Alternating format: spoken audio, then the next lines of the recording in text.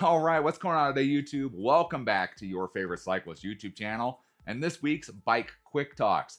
But before we get into today's video, if you're new to my channel, make sure you head down below, hit that subscribe button for me. If you already are subscribed, make sure you hit that bell icon right next to that. That way you get notified every time I upload. That way you don't miss any of this awesome cycling content on this channel. So in today's Bike Quick Talks, we're talking about something pretty simple, and that's how you use a Road Bike's Brifters, brake and shifter levers here. So right next to me here, we got my Poseidon Triton. So the Poseidon Triton uses a microshift sword drivetrain system. So it has microshift sword brake levers here. So I will say there are some differences in different brands of brake levers. Most of them are going to use something similar to along these lines here. Shimano uses a similar to this, and other brands do as well. However, SRAM has its own double tap system, which will kind of explain a little bit how that works. But for the most part, they're all very similar. So Road Bike Brifters, why do we call them Brifters? That's because your brake levers and your shifters are combined into one single unit. Therefore, it's a brake shifter. Brake brifter makes sense, right? It kind of combines the two here. Lots of people will just say they're brake levers. Lots of people say they're shifters. Just kind of simplify it. But brifters, realistically, is kind of what most of us call them because they do both. So here in the US, on the left side, as you're sitting on the bike, your left hand here is going to generally do what's kind of on the front of the bike. So going to do your front brake and your front derailleur. Going to be on your left side. On your right side is going to be what's on the rear of the bike. So rear brake, rear derailleur, going to be on the right side. Pretty simple. Different countries may flip around the brake levers, but that's how it is here in the US. So what you'll see, so brake levers, pretty simple. Front brake on the left, back brake on the right.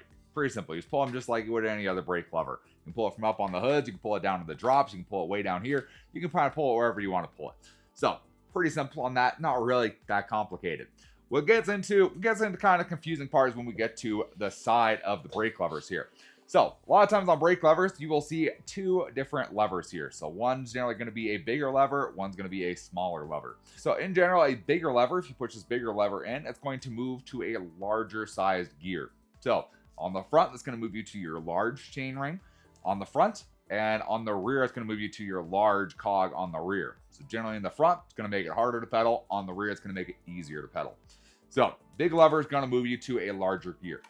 Little lever up here is what's going to move you to a smaller gear. So on the front, that's going to be an easier gear, so a smaller chainring.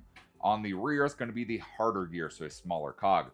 So pretty simple to use. You just go ahead and you can push them in, and they will shift. Now, a lot of road bike shifters will have a kind of a step in there. So what you can do is you can actually trim your front derailleur. So what that means, trimming your front derailleur, means that you can kind of cross chain a little bit into all your gears. That way you can optimize them all without rubbing on the front derailleur. So if we just give it one click, that's just going to trim that derailleur. It's going to move that derailleur slightly up.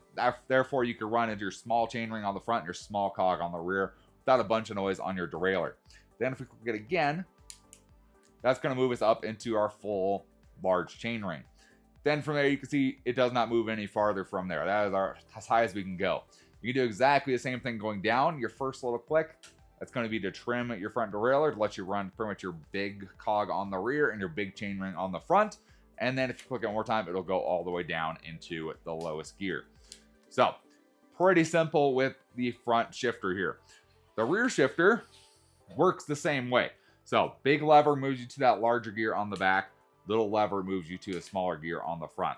Pretty simple how that works. There isn't any trimming on the rear. It's pretty much each click you do is going to move your derailleur one gear up or one gear down, as you would get it. So one gear each click. You can click multiple. In this case, you can do 3 in a row. Shifters are going to vary on what exactly they can do. Now, like I said, this is pretty common in Shimano and microshift settings, having this 2 button here. So we'll talk about the SRAM double tap for a second, because that's one of the ones that's a little bit different than these guys. So the SRAM double tap only has 1 lever in here. So you think, how does that work with only 1 lever? So pretty much that double tap means it has 2 clicks to it. So if you were to just push that lever over once and it clicks once, what that's going to do is move you into a smaller cog or a smaller chainring. So going to move you into the smaller, similar to what the little button does on a kind of standard shifter. It's going to do what the little button does, move you into a smaller cog or smaller chainring. If you were to push that lever over 1 click and 2 click and do kind of a long push, what that's going to do is go into a larger cog or a larger chainring. So it kind of does the same thing as the large lever does here.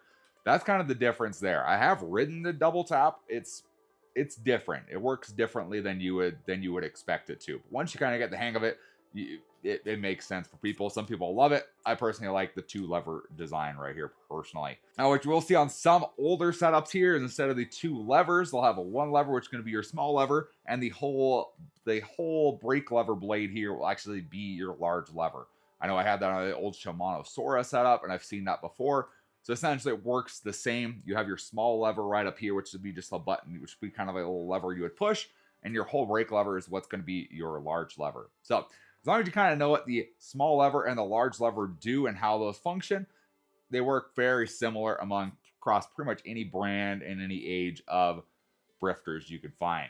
So hopefully it helps you understand how road bike brifters work a little bit better. If you guys enjoyed the video or maybe learned something today, give this video a big thumbs up. Appreciate the support. Any comments or questions, let me know down in the comment section below.